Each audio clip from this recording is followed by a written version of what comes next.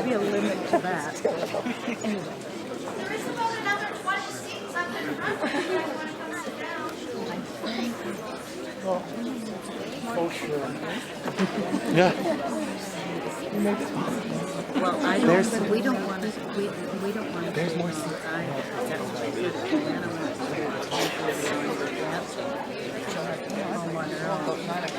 Well, we probably go for that. That's the best by 5.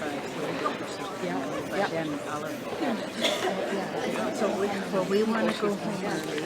No, not a lot. No, apparently not a lot.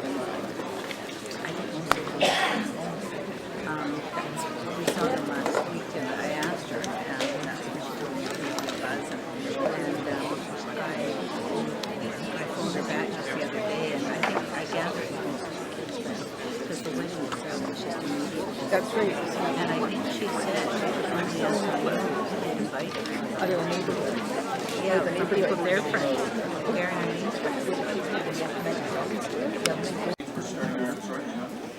Starting our regular council meeting of Tuesday, June 14th.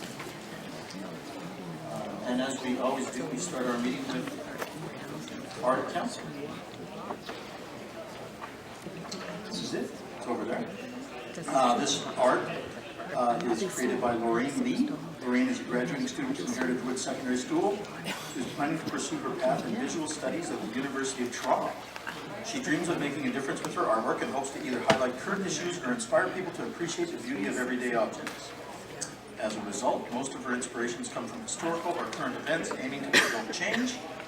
And for tonight, Lorraine has brought us an original oil painting titled Hope, which she based on the mass genocide of Aboriginal people in America back in the 18th century. Lorraine is here somewhere. Lorraine, where are you? Lorraine, oh, there you are. Come on down.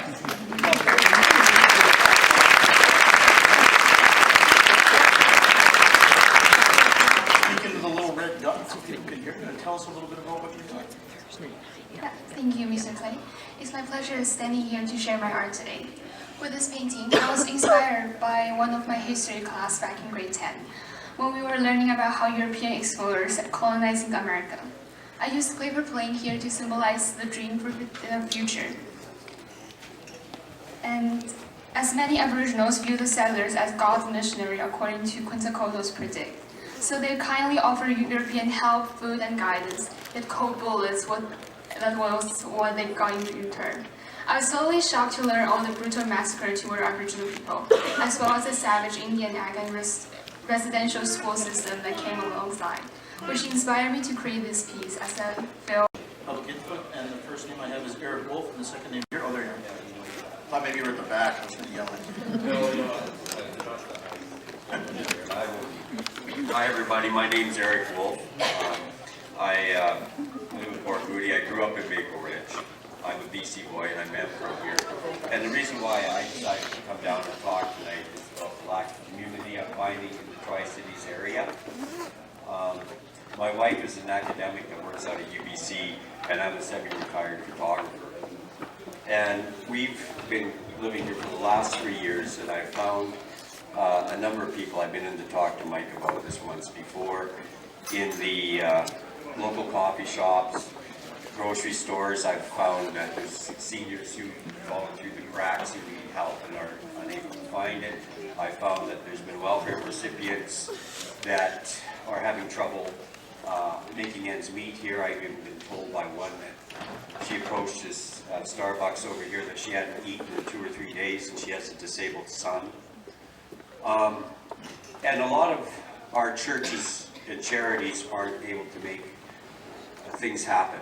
We don't have the money or the people anymore to do the charity work or to cover the bases of people who are in need in the Tri-Cities area. I used to be a social activist for 30 years and I laid it down 3 years ago because of health concerns. And there's just not enough being done on a local and provincial level, let alone federal level, to help people. And having high density growth here, my wife's a sociologist by training, doesn't work because people aren't getting to know their neighbors in towers or down at the local recreational centers. We've given up our community values for high density. We've given up our humanity towards each other for high density. I'd just like you to consider ways of how we can make this a little bit better for those in need. Thank you.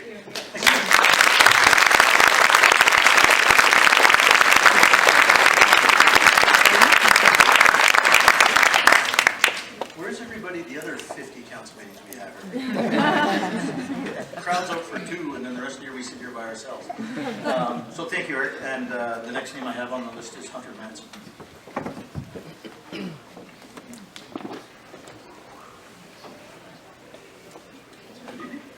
Hi there. Well, my name is Hunter Madsen, I think the reason why there's such a big turnout here speaks to the concern that the public has about the destiny of Bert Flinn Park. My purpose here is to introduce you briefly, and I'd like to ask, since we have such a large group, could we have 5 minutes instead of 2? Just go to 5. We're not going to use 5, but I want to get through this in this time to basically 2. So, just want to introduce you to the Citizens Action Group that I'm representing here today, which is Save Bert Flinn Park, as well as the many, really hundreds, who've attended the impromptu civic rally to save Bert Flinn Park, which we announced just 10 days ago, and you see how much passion this has aroused.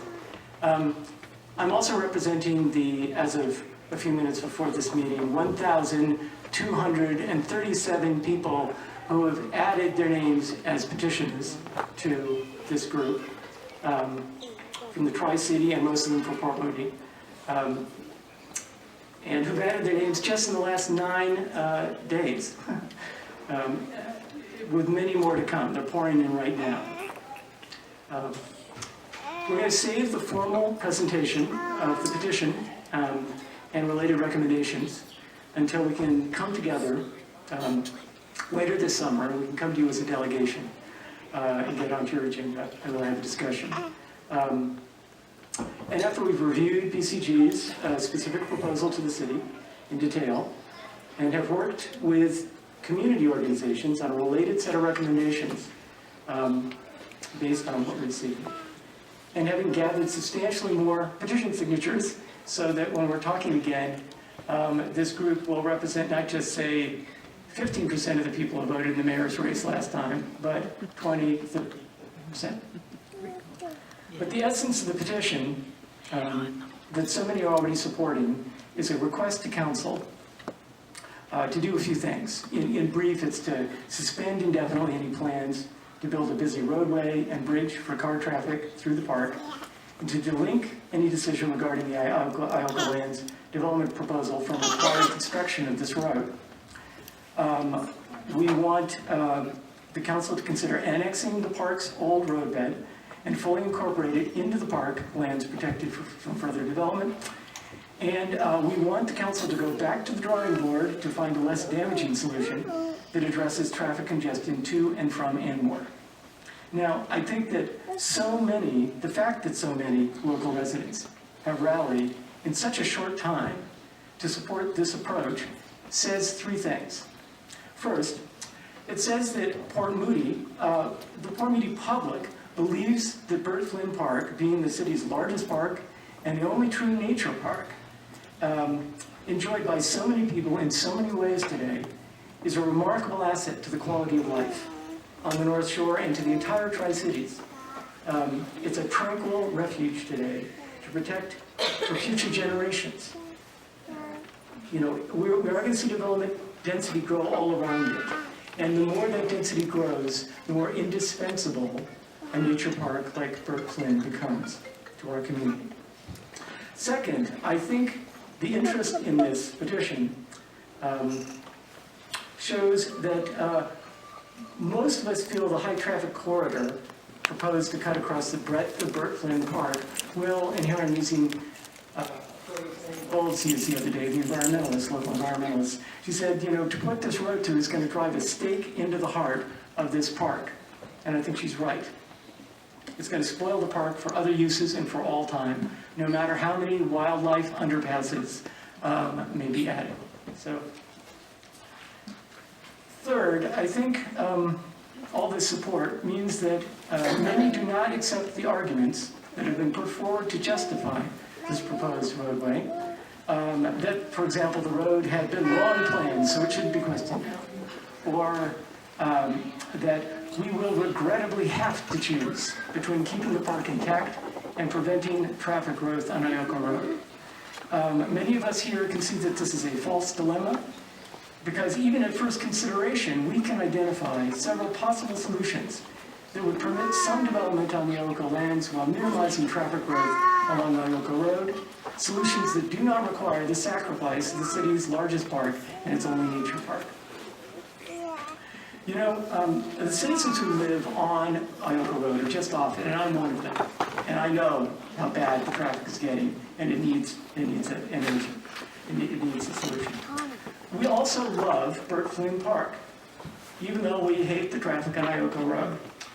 And the community around Ioko Road is going to be joining us in thinking through new alternatives to keep the park and reduce the traffic. David Stewart, who is the head of the Pleasant Side Community Association, has joined the steering group for Save Bert Flinn Park, and we will be working together to find solutions that satisfy both these issues for the North Shore, because we all have to deal with both issues and care about them greatly. We look forward to sharing the recommendations that our joint work identifies. Finally, I'd like to point out that, you know, we are not, as a group, we're not refuseniks. We're not NIMBY people. This is not a group that's opposed to all development on the North Shore. We're only opposed to unwise development that threatens to seriously harm our quality of life, the quality of life of the people who are already here. Ruining Bert Flinn Park to advance denser development on the Ioko lands is going to harm us, and that's why we're here, to underline this. Now, we know that the decision is yours, not ours to make. We've elected you to do this. And we know it's a hard decision. There are a lot of factors. There's a lot of money on the table. And we understand that. But we also want you to understand in turn that once this decision is made, your council, this council, will be long remembered. You're creating a legacy here. You'll be long remembered either as that council that ruined Bert Flinn Nature Park for all time by imposing a noisy, smelly, dangerous, high-traffic corridor right through the heart of it. Or you'll be remembered as that council that wisely found prudent ways to protect and nurture the park while still enabling wonderful developments around it and mitigation of all that traffic and trouble on Ioko Road. We're confident you'll have the wisdom to choose. Thanks.